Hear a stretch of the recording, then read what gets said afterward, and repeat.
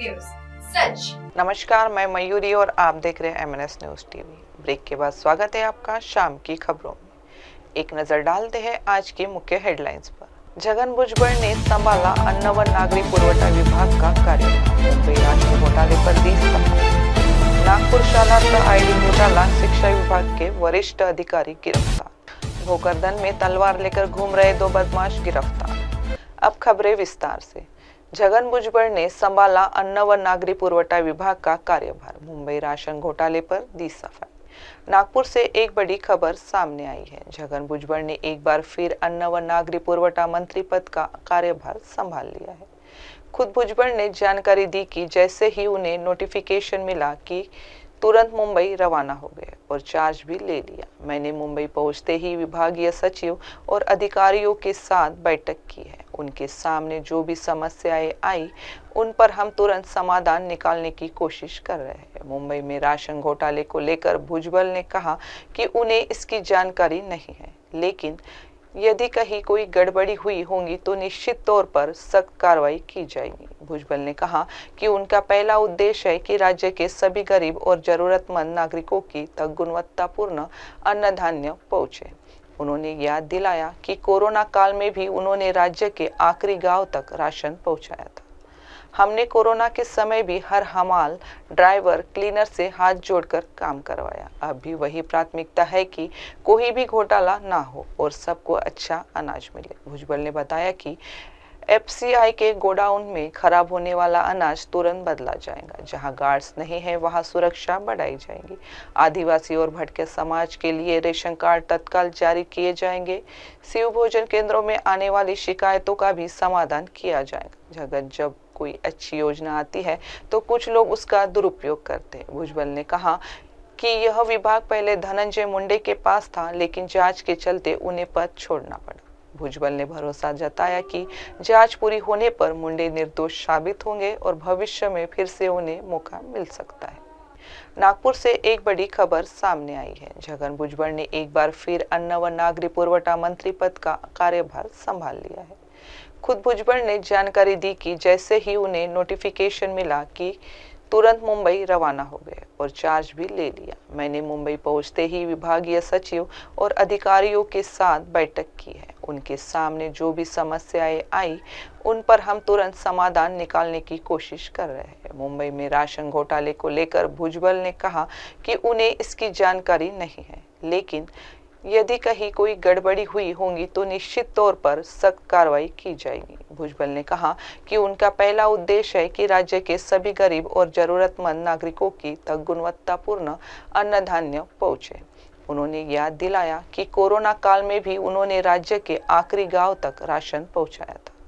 हमने कोरोना के समय भी हर हमाल, ड्राइवर, क्लीनर से हाथ जोड़कर काम करवाया। अब भी वही प्राथमिकता है कि कोई भी घोटाला ना हो और सबको अच्छा अनाज मिले। भुजबल ने बताया कि FCI के गोडाउन में खराब होने वाला अनाज तुरंत बदला जाएगा। जहां गार्ड्स नहीं है वहां सुरक्षा बढ़ाई जाएगी। आदिवासी और भटके समाज के लिए रेशन कार्ड तत्काल जारी किए जाएंगे। शिव भोजन केंद्रों में आने वाली शिकायतों का भी समाधान किया जाएगा। जब कोई अच्छी योजना आती है तो कुछ लोग उसका दुरुपयोग करते हैं। भुजबल ने कहा कि यह विभाग पहले धनंजय मुंडे के पास था, लेकिन जांच के चलते उन्हें पद छोड़ना पड़ा। भुजबल ने भरोसा जताया कि जांच पूरी होने पर मुंडे निर्दोष साबित होंगे और भविष्य में फिर से उन्हें मौका मिल सकता है। नागपुर से एक बड़ी खबर सामने आई है। छगन भुजबल ने एक बार फिर अन्न व नागरिक पुरवठा मंत्री पद का कार्यभार संभाल लिया है। खुद भुजबल ने जानकारी दी कि जैसे ही उन्हें नोटिफिकेशन मिला कि तुरंत मुंबई रवाना हो गए और चार्ज भी ले लिया। मैंने मुंबई पहुंचते ही विभागीय सचिव और अधिकारियों के साथ बैठक की है। उनके सामने जो भी समस्याएं आई उन पर हम तुरंत समाधान निकालने की कोशिश कर रहे हैं। मुंबई में राशन घोटाले को लेकर भुजबल ने कहा कि उन्हें इसकी जानकारी नहीं है, लेकिन यदि कहीं कोई गड़बड़ी हुई होगी तो निश्चित तौर पर सख्त कार्रवाई की जाएगी। भुजबल ने कहा कि उनका पहला उद्देश्य है कि राज्य के सभी गरीब और जरूरतमंद नागरिकों की तक गुणवत्तापूर्ण अन्न धान्य पहुंचे। उन्होंने याद दिलाया कि कोरोना काल में भी उन्होंने राज्य के आखिरी गांव तक राशन पहुंचाया था। हमने कोरोना के समय भी हर हमाल, ड्राइवर, क्लीनर से हाथ जोड़कर काम करवाया। अब भी वही प्राथमिकता है कि कोई भी घोटाला ना हो और सबको अच्छा अनाज मिले। भुजबल ने बताया कि एफसीआई के गोडाउन में खराब होने वाला अनाज तुरंत बदला जाएगा। जहां गार्ड्स नहीं है वहां सुरक्षा बढ़ाई जाएगी। आदिवासी और भटके समाज के लिए रेशन कार्ड तत्काल जारी किए जाएंगे। शिव भोजन केंद्रों में आने वाली शिकायतों का भी समाधान किया जाएगा। जब कोई अच्छी योजना आती है तो कुछ लोग उसका दुरुपयोग करते हैं। भुजबल ने कहा कि यह विभाग पहले धनंजय मुंडे के पास था, लेकिन जांच के चलते उन्हें पद छोड़ना पड़ा। भुजबल ने भरोसा जताया कि जांच पूरी होने पर मुंडे निर्दोष साबित होंगे और भविष्य में फिर से उन्हें मौका मिल सकता है। अब बढ़ते अगली खबर की ओर। नागपुर शालार्थ आईडी घोटाला, शिक्षा विभाग के वरिष्ठ अधिकारी गिरफ्तार, एसआईटी जांच में बड़ा खुलासा। नागपुर में शालार्थ आईडी घोटाले के मामले में राज्य शिक्षा मंडल के नागपुर विभागीय अध्यक्ष और प्रभारी उपसंचालक चिंतामन वंजारी को गिरफ्तार किया गया है। इस कार्रवाई से शिक्षा विभाग में हड़कंप मच गया है। बुधवार को शालार्थ आईडी तैयार करने वाले उपसंचालक कार्यालय के एक लिपिक की गिरफ्तारी हुई थी। उसी के बाद चिंतामन वंजारी पर भी शिकंजा कसा गया है। ऐसा माना जा रहा है कि एसआईटी जल्द ही इस घोटाले के मुख्य साजिशकर्ता तक पहुंच सकती है। अब तक की जांच में यह बात सामने आई है कि यह गड़बड़ी साल 2019 से चल रही थी। चिंतामन वंजारी जब शिक्षा अधिकारी थे, उस समय फर्जी शालार्थ आईडी को मंजूरी दी गई थी। हैरानी की बात यह है कि भर्ती प्रक्रिया बंद होने के बावजूद भी ये मंजूरी दी गई और इन सब बातों को साजिश के तहत छिपाया गया। इस घोटाले ने शिक्षा विभाग की साख पर सवाल खड़े कर दिए हैं। अब सभी की निगाहें एसआईटी की आगे की जांच और संभावित बड़े खुलासों पर टिकी हुई। नागपुर में शालार्थ आईडी घोटाले के मामले में राज्य शिक्षा मंडल के नागपुर विभागीय अध्यक्ष और प्रभारी उपसंचालक चिंतामन वंजारी को गिरफ्तार किया गया है। इस कार्रवाई से शिक्षा विभाग में हड़कंप मच गया है। बुधवार को शालार्थ आईडी तैयार करने वाले उपसंचालक कार्यालय के एक लिपिक की गिरफ्तारी हुई थी। उसी के बाद चिंतामन वंजारी पर भी शिकंजा कसा गया है। ऐसा माना जा रहा है कि एसआईटी जल्द ही इस घोटाले के मुख्य साजिशकर्ता तक पहुंच सकती है। अब तक की जांच में यह बात सामने आई है कि यह गड़बड़ी साल 2019 से चल रही थी। चिंतामन वंजारी जब शिक्षा अधिकारी थे, उस समय फर्जी शालार्थ आईडी को मंजूरी दी गई थी।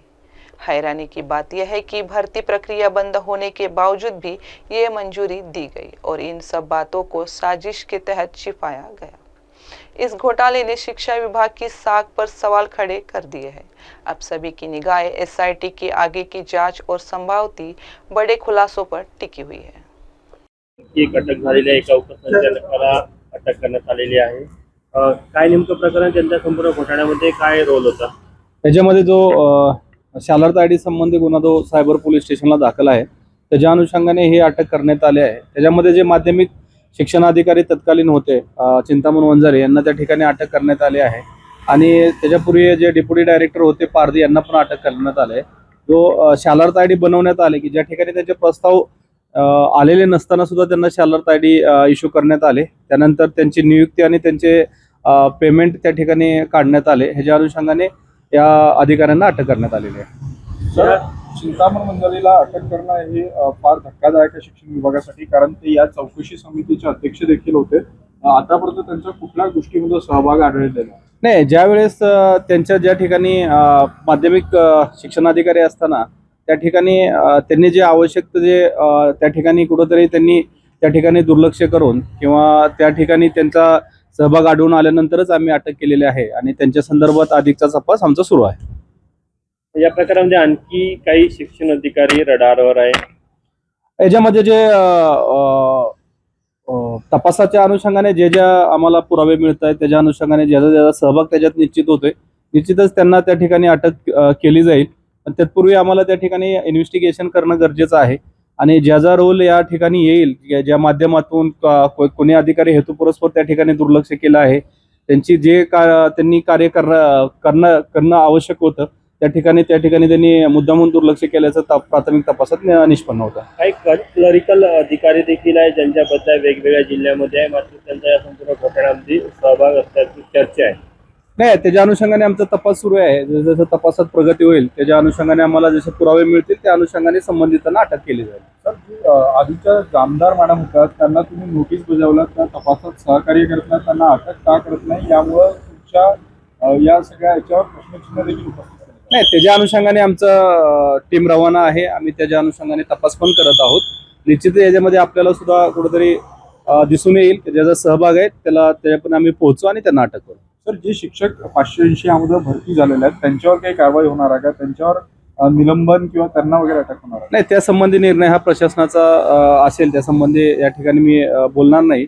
पण जे शिक्षक ज्या ठिकाणी आम्हाला शालार्थ आयडिया आहे त्या ठिकाणी संबंधित जे झेडपी असेल, NMC असेल, यांना आम्ही पत्रव्यवहार करून संबंधिताची नावे कळवू. अब बढ़ते अगली खबर की ओर। भोकरदन में तलवार लेकर घूम रहे 2 बदमाश गिरफ्तार, पुलिस ने 4 तलवारें और बाइक जब्त की। महाराष्ट्र के जालना जिले से एक सनसनीखेज मामला सामने आया है। भोकरदन पुलिस ने गुरुवार सुबह 2 युवकों को अवैध रूप से तलवार ले जाते हुए गिरफ्तार किया है। आरोपियों के पास से 4 तलवारें और एक बिना नंबर की बाइक जब्त की गई है। गुरुवार सुबह करीब 10 बजे भोकरदन के पुलिस निरीक्षक किरण बिड़वे को सूचना मिली कि 2 लोग काले रंग की होंडा शाइन बाइक पर सिल्लोड से भोकरदन की ओर तलवार लेकर आ रहे हैं। पुलिस उपनिरीक्षक पवन राजपूत के नेतृत्व में एक टीम बनाई गई और सिल्लोड रोड से लेकर नांजा फाटे तक नाकेबंदी कर दी गई। पुलिस को देखकर आरोपी नांजावाड़ी की ओर भागने लगे, लेकिन टीम ने पीछा कर दोनों को पकड़ लिया। आरोपियों के पास से 4 धारदार तलवारें मिली है, जिनकी कीमत लगभग 16,000 रुपए है। साथ ही एक बिना नंबर की बाइक भी जब्त की गई है। गिरफ्तार आरोपियों की पहचान किरण माधवराव नवले उम्र 25 वर्ष और किशोर संजय मुर्मे उम्र 21 वर्ष के रूप में हुई है। दोनों कन्नड़ तहसील के पिसोर गांव के रहने वाले हैं। पुलिस मामले की गहराई से जांच कर रही है कि आखिर ये तलवारों किस उद्देश्य से ले जा रही थी।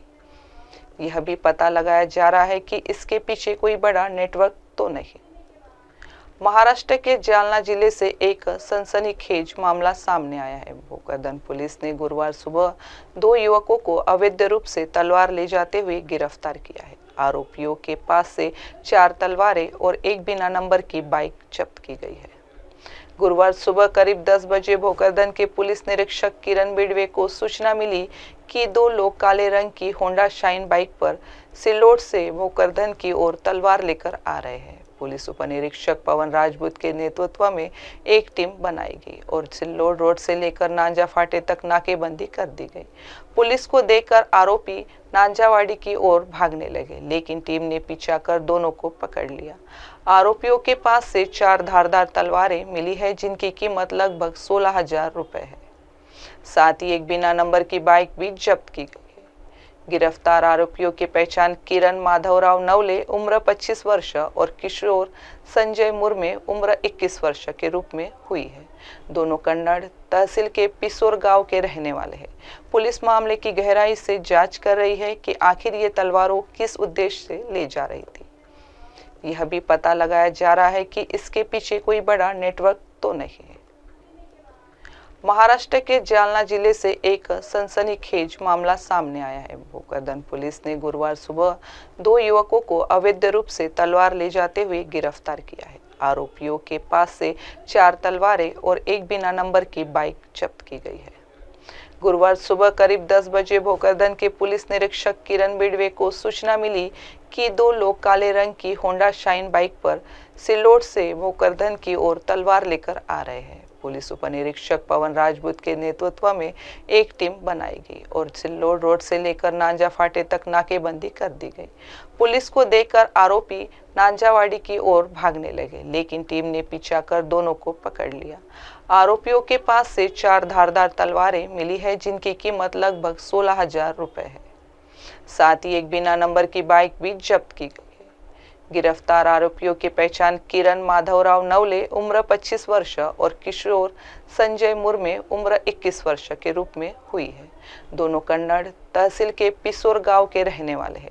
पुलिस मामले की गहराई से जांच कर रही है कि आखिर ये तलवारों किस उद्देश्य से ले जा रही थी। यह भी पता लगाया जा रहा है कि इसके पीछे कोई बड़ा नेटवर्क तो नहीं है। अब बढ़ते अगली खबर की ओर। मांडवा मुंबई जलमार्ग पर यात्री परिवहन सेवाएं 26 मई से बंद। समुद्री तूफान के चलते एहतियाती कदम।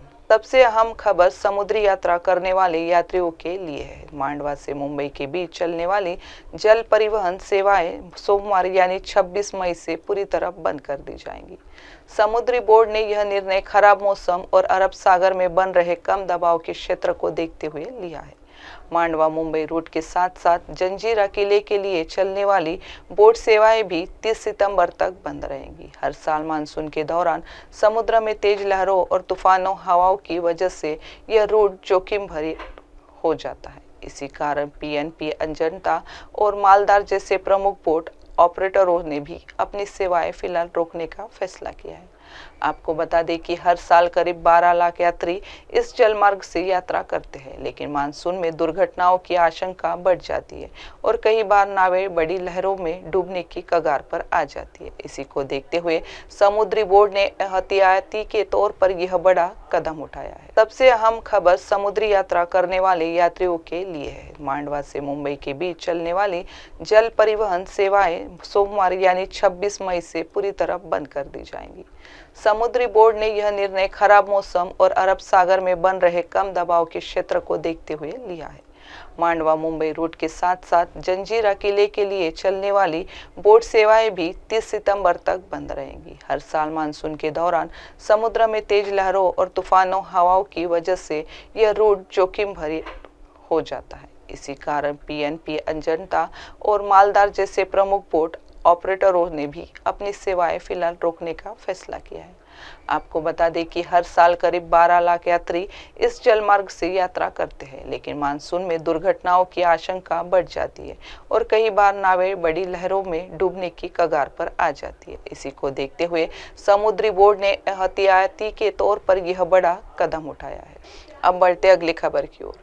टीवी चैनल को लेकर बहन से हुआ झगड़ा, 10 साल की बच्ची ने फांसी लगाकर दी जान। गढ़चिरौली में दर्दनाक घटना। गढ़चिरौली जिले के कोरची तालुका मुख्यालय से 5 किमी दूर बोडेना में एक चौंकाने वाली घटना सामने आई है। बड़ी बहन ने छोटी बहन को पसंदीदा चैनल नहीं देखने दिया तो दोनों बहनों के बीच झगड़ा हो गया और गुस्से में आकर छोटी बहन ने फांसी लगाकर अपनी जान दे दी।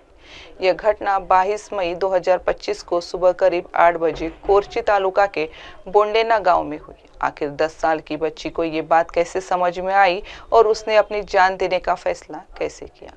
फांसी लगाने वाली लड़की का नाम सोनाली आनंद नरोटे, उम्र 10 साल है, जो बोडेना तालुका कोरची की रहने वाली है। गुरुवार की सुबह संध्या नरोटे, उम्र 12, सोनाली और उसका भाई सौरभ, उम्र 8 साल टीवी देख रहे थे।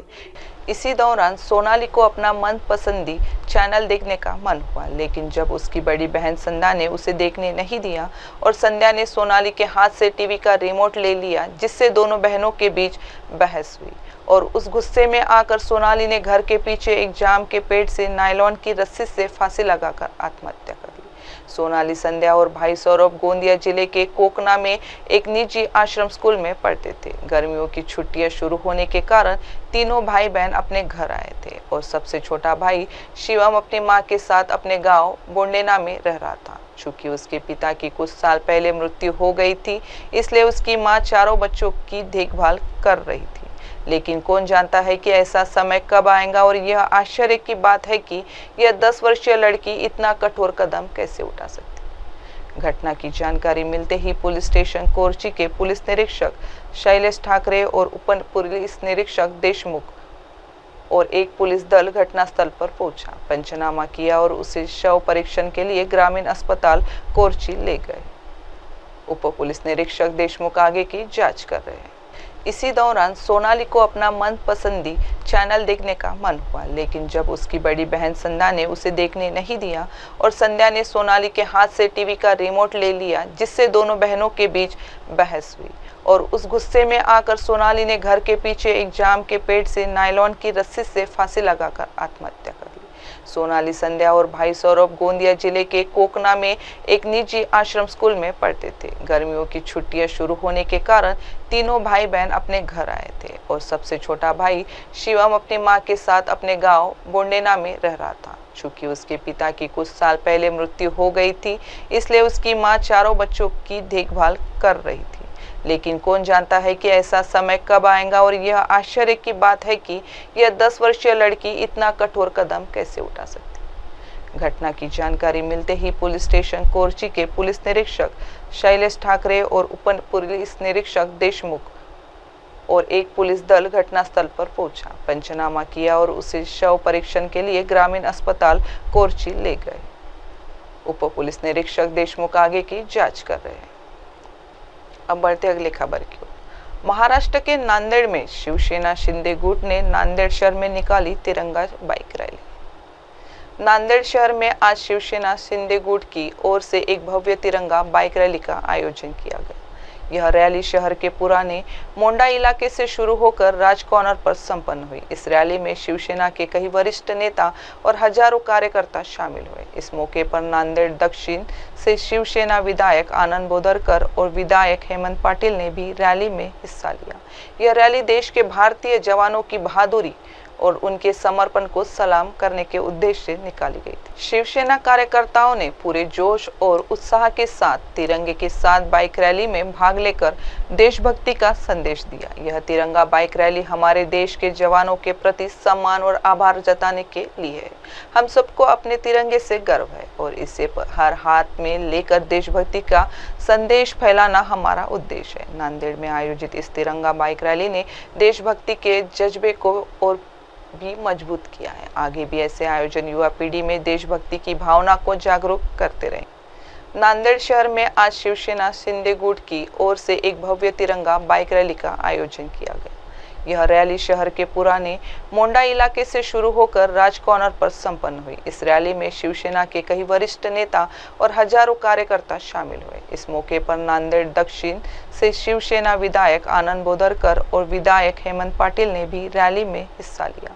यह रैली देश के भारतीय जवानों की बहादुरी और उनके समर्पण को सलाम करने के उद्देश्य से निकाली गई थी। शिवसेना कार्यकर्ताओं ने पूरे जोश और उत्साह के साथ तिरंगे के साथ बाइक रैली में भाग लेकर देशभक्ति का संदेश दिया। यह तिरंगा बाइक रैली हमारे देश के जवानों के प्रति सम्मान और आभार जताने के लिए है।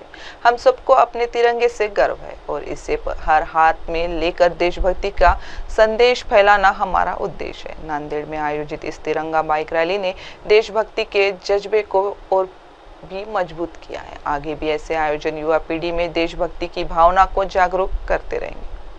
तिरंगा रैली का आयोजन किया गया है क्या? आज नांदेड़ में तिरंगा रैली का नियोजन यहाँ पे शिवसेना की ओर से किया गया है। हमारे नेता माननीय एकनाथराव जी शिंदे साहब, डिप्टी सीएम महाराष्ट्र राज्य, उनके नेतृत्व में आज महाराष्ट्र के मराठवाड़े में आज रैली का नियोजन यहाँ पे किया है। और उसके अवसर पे अभी नांदेड़ में पुराना मुंडा टावर से लेके राज कॉर्नर तक यहाँ पे बाइक रैली, तिरंगा रैली यहाँ पे निकलने वाली है। अभी थोड़ी देर में यहाँ पे रैली को शुरुआत होने वाली है। ये रैली को संबोधित करने के वास्ते हमारे नेता एमएलए मिनिस्टर दर्जा के हेमंत भाऊ पाटिल यहाँ पे उपस्थित यहाँ पे रहने वाले हैं और रैली यहाँ से स्टार्ट होने वाली है। जो भी भारतीय जवानों ने परिक्रम यहाँ पे किया है उनको समर्थन देने के वास्ते यह रैली का यहाँ पे तिरंगा रैली का आयोजन यहाँ पे किया है। अब बढ़ते अगली खबर की ओर। पुलगांव पुलिस में कर्मियों की भारी कमी से कानून व्यवस्था पर खतरा, जनता की सुरक्षा दांव पर। दिन ब दिन सोशल मीडिया के माध्यम से परोसे जा रहे नकारात्मक संदेश और जहर भरे कंटेंट के कारण हमारे समाज की शांति बड़े पैमाने पर प्रभावित हो रही है। ऐसे में असमय अशांति का माहौल बनने पर पुलगांव पुलिस स्टाफ की कमी एक बड़ी चिंता का विषय बन चुकी है। पुलगांव थाना क्षेत्र में मात्र 60 पुलिसकर्मियों की तैनाती है, जिनमें शामिल हैं 1 pi, 1 API, 4 PSI, 32 police constable, 13 महिला कांस्टेबल, 4 वाहन चालक, 1 टपाल ड्यूटी, 2 न्यायालयीन और 8 कार्यालयीन कांस्टेबल। कुल मिलाकर यह 60 कर्मचारी 72 गांवों के हजारों नागरिकों की सुरक्षा की जिम्मेदारी निभा रहे हैं। हालांकि इन 60 कर्मचारियों में से कुछ वरिष्ठ अधिकारी के कार्यालय में ड्यूटी पर है, जिससे असल में सुरक्षा व्यवस्था और भी कमजोर हो जाती है। ऐसे में अगर किसी मंत्री का कार्यक्रम हो या कोई बड़ी घटना घटे तो पुलिस कर्मियों की कमी का खामियाजा सीधे जनता को भुगतना पड़ सकता है। पूरे वर्धा जिले में वर्तमान में 5 विधायक भारतीय जनता पार्टी से है, जिनमें पालक मंत्री और गृह राज्य मंत्री पंकज भोयर भी शामिल है। दिल्ली से मुंबई और वर्धा तक भाजपा की सरकार होने के बावजूद कानून व्यवस्था की इस कमी पर किसी का ध्यान न देना एक बड़ा सवाल है। जनता की मांग है कि असमय होने वाली किसी भी अनहोनी से निपटने के लिए पुलगांव पुलिस विभाग में कर्मचारियों की संख्या बढ़ाई जाए। यदि इसके लिए नई नियुक्ति करनी पड़े तो यह सरकारी खर्च के तहत आवश्यक है। इससे न केवल पुलिस बल की संख्या बढ़ेगी बल्कि बेरोजगारी की समस्या से भी राहत मिलेगी। पुलिस कर्मियों की कमी हमारी सुरक्षा के लिए खतरा बन गई है। हम चाहते हैं कि हमारे विधायक और अधिकारी इस ओर ध्यान दें और पुलगांव पुलिस विभाग की ताकत बढ़ाई जाए। आमदार राजेश बकाने पर तहसील के लोगों की काफी उम्मीदें हैं। जनता की सुरक्षा को प्राथमिकता देते हुए वे पुलगांव पुलिस विभाग में कर्मचारियों की कमी को दूर करने की जिम्मेदारी ले, ताकि क्षेत्र की कानून व्यवस्था मजबूत और सुरक्षित रहे। हमारी नजर इस महत्वपूर्ण मुद्दे पर बनी रहेगी। अब बढ़ते हैं अगली खबर की ओर। बेमौसम बारिश से पुलगांव अंडरपास जलमग्न, रेलवे विभाग की लापरवाही से ग्रामीणों का जनजीवन ठप। मानसून पूर्व हुई बेमौसम बारिश ने हर जगह तबाही मचा दी है और वर्धा जिले में भी लगातार बारिश जारी है। इस बारिश से जहां किसान भाइयों को भारी नुकसान हुआ है, वहीं ग्रामीणों का जनजीवन भी बुरी तरह प्रभावित हुआ है। पुलगांव के पास मलकापुर बोदड़ मार्ग पर रेलवे लाइन के नीचे बने अंडरपास में बारिश का पानी भर जाने से पूरा मार्ग जलमग्न हो गया है। इस अंडरपास के जलमग्न होने से देवली, पुलगांव और आरवी के ग्रामीण इलाकों का संपर्क पूरी तरह से ठप हो गया है। इस अंडरपास एक तरह का स्विमिंग पूल बन चुका है, जिससे स्थानीय लोगों को आवागमन में जबरदस्त परेशानी का सामना करना पड़ रहा है। इसे पूरे मामले में रेलवे विभाग की लापरवाही साफ नजर आ रही है। अगर निर्माण के समय भविष्य में आने वाली समस्याओं का ध्यान में रखा जाता तो शायद ये स्थिति उत्पन्न नहीं होती। यह अंडरपास बारिश के समय पूरी तरह से जलमग्न हो जाता है। ग्रामीणों को रोजमर्रा की जिंदगी में भारी परेशानियों का सामना करना पड़ता है। रेलवे विभाग को इस समस्या का तुरंत समाधान निकालना चाहिए। ग्रामीणों की आवाज को ध्यान में रखते हुए रेलवे विभाग को जलभराव की समस्या को जल्द से जल्द दूर करना होगा, ताकि पुलगांव और आसपास के क्षेत्रों में आवागमन सुगम हो सके। आता सांगा साहेब, एवढं मोठं पाणी आहे, गाड्या घोड्या आमच्या बंद आहे आणि आम्ही कसं करायचं? आता आवक जावक बंद झाला आणि पुन्हा सांगलीला पेशंटचा प्रॉब्लेम आहे, पुलगावचा प्रॉब्लेम आहे, मालं टालं शेतीवाडीचे कामं, जोड्या घोड्या या सर्व ठप्प आहे. कसं करायचं साहेब? आता याचा विचार तुम्ही करा.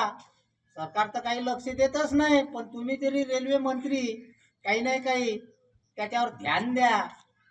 आणि ग्रामीण भागाचं काम आहे, याच्यावर विचार करा आणि ताबडतोब या रस्त्याची दुरुस्ती करा. शाळा लागन, शाळेच्या मुलांचा प्रश्न आहे, कास्तकाराचा प्रश्न आहे आणि येणारा जाणाराचा प्रश्न आहे. पुन्हा इथून पाणी काढण्याचा प्रश्न हा मोठा भारी आहे. नाली करून यशोदा नदीच्या पुलावर पाईपलाईन टाकून पाण्याची व्यवस्था करा. हेच एक तुमची मोठी बाब आहे. अब बढ़ते अगली खबर की ओर। अमरावती में तेज आंधी बारिश से अनुराधा अपार्टमेंट परिसर जलमग्न, दुकानों को लाखों नुकसान। अमरावती शहर में कल रात हुई तेज आंधी और मूसलाधार बारिश ने गोरक्षण रोड स्थित अनुराधा अपार्टमेंट परिसर में भारी तबाही मचा दी। जल निकासी की व्यवस्था फेल होने के कारण नाले का गंदा पानी अपार्टमेंट के बेसमेंट में घुस गया, जिसमें कई दुकानों में से 3-4 फीट तक पानी भर गया। जयेश तपस्वी, संजय पाटिल, मेहर बैतुले, रोशन उमक, तुषार धाबार्डे और निपाड़ी जयेश तपस्वी, संजय पाटिल, मेहर बैतुले, रोशन उमक, तुषार धाबाडे और श्री माड़ी की दुकानों का भारी नुकसान हुआ है। फर्नीचर, इलेक्ट्रॉनिक्स और अन्य माल का लगभग 6 लाख रुपए का नुकसान बताया गया है। घटना की सूचना मिलने के बाद महानगर पालिका के पूर्व स्थायी समिति सभापति मिलिंद बांबल घटनास्थल पर पहुंचे और मनपा अधिकारियों के साथ मिलकर पानी निकालने के कार्य की शुरुआत करवाई। बताया गया कि देशपांडेवाड़ी के पास बड़ा रपटा जाम होने के कारण जल निकासी प्रभावित हुई और क्षेत्र जलमग्न हो गया। स्थानीय नागरिक स्थिति से बेहद आक्रोशित है और महानगर पालिका प्रशासन पर गंभीर आरोप लगा रहे। उनका कहना है कि बार बार शिकायत के बावजूद प्रशासन ने कोई ठोस कदम नहीं उठाया और सहयोग नहीं किया, जिससे स्थिति और बिगड़ी। अगर मनपा तुरंत नालों की सफाई और रपटे की मरम्मत नहीं करती तो हम मध्य जोन कार्यालय को ताला लगाने का आंदोलन करेंगे। इस बाढ़ और जलभराव की समस्या के समाधान के लिए प्रशासन को तत्काल प्रभावी कदम उठाने होंगे ताकि भविष्य में ऐसी स्थिति से बचा जा सके। अमरावती शहर में कल रात हुई तेज आंधी और मूसलाधार बारिश ने गोरक्षण रोड स्थित अनुराधा अपार्टमेंट परिसर में भारी तबाही मचा दी। जल निकासी की व्यवस्था फेल होने के कारण नाले का गंदा पानी अपार्टमेंट के बेसमेंट में घुस गया, जिसमें कई दुकानों में से 3-4 फीट तक पानी भर गया। जयेश तपस्वी, संजय पाटिल, मेहर बैतुले, रोशन उमक, तुषार धाबाडे और निपाड़ी जयेश तपस्वी, संजय पाटिल, मेहर बैतुले, रोशन उमक, तुषार धाबाडे और श्री माड़ी की दुकानों का भारी नुकसान हुआ है। फर्नीचर, इलेक्ट्रॉनिक्स और अन्य माल का लगभग 6 लाख रुपए का नुकसान बताया गया है। घटना की सूचना मिलने के बाद महानगर पालिका के पूर्व स्थायी समिति सभापति मिलिंद बांबल घटनास्थल पर पहुंचे और मनपा अधिकारियों के साथ मिलकर पानी निकालने के कार्य की शुरुआत करवाई। बताया गया कि देशपांडेवाड़ी के पास बड़ा रपटा जाम होने के कारण जल निकासी प्रभावित हुई और क्षेत्र जलमग्न हो गया। स्थानीय नागरिक स्थिति से बेहद आक्रोशित है और महानगर पालिका प्रशासन पर गंभीर आरोप लगा रहे। उनका कहना है कि बार बार शिकायत के बावजूद प्रशासन ने कोई ठोस कदम नहीं उठाया और सहयोग नहीं किया, जिससे स्थिति और बिगड़ी। अगर मनपा तुरंत नालों की सफाई और रपटे की मरम्मत नहीं करती तो हम मध्य जोन कार्यालय को ताला लगाने का आंदोलन करेंगे। इस बाढ़ और जलभराव की समस्या के समाधान के लिए प्रशासन को तत्काल प्रभावी कदम उठाने होंगे ताकि भविष्य में ऐसी स्थिति से बचा जा सके। काल आलेल्या पावसाच्या झडतीने माझे दुकान कशा परिस्थितीत गेले आहे हे आपण पाहतच आहे। काल जसे पावसाचा झडप आली, दुकानात पाणी गेलं, आम्ही कंटिन्यूस वेगवेगळ्या डिपार्टमेंटला प्रयत्न केला, वेगवेगळ्या लोकांना संपर्क करायचा प्रयत्न केला, पण बऱ्याच वेळेला आम्ही अपयशी ठरतो। पण मिलिंदजी बांबल ज्यांना आम्ही एक फोन केला, त्यांना फोन केल्यानंतर ते इथं अमरावतीमध्ये सध्या अवेलेबल नसताना सुद्धा त्यांनी स्वतः पुढाकार घेऊन आमची ही अडचण लक्षात घेतली। त्यांनी लक्षात घेऊन ताबडतोब त्यांचे व्यस्त कामामधून सुद्धा वेळ काढून अनेक त्यांच्या पद्धतीनं वेगवेगळ्या डिपार्टमेंटला फोन करून त्यांच्या माध्यमातून फॉलोअप देऊन आमच्याकरता त्यांनी पुढाकार घेऊन हे आज सोल्युशन काढून आम्हाला आता एक अग्निशामकची गाडी पाठवली आहे आणि आपण पाहतच आहे की त्याच्यामधून आता हे पाण्याचं जे आहे ते निचरा करण्यासाठी प्रयत्न करण्यात येत आहे। आतापर्यंत कुणीही मदत न केल्यामुळं आम्ही थोडेसे नाराज आहोत, पण मिलिंदजींचे आम्ही खूप खूप आभारी आहोत। अब वक्त हो चुका है एक छोटे से ब्रेक का। देखते रहिए MNS न्यूज़ टीवी। नमस्कार। हाय हेलो नमस्कार, मैं हूं पंकज विष्णु और आप देख रहे हैं MNS न्यूज़। आप देख रहे हैं MNS न्यूज़, सच जरूर।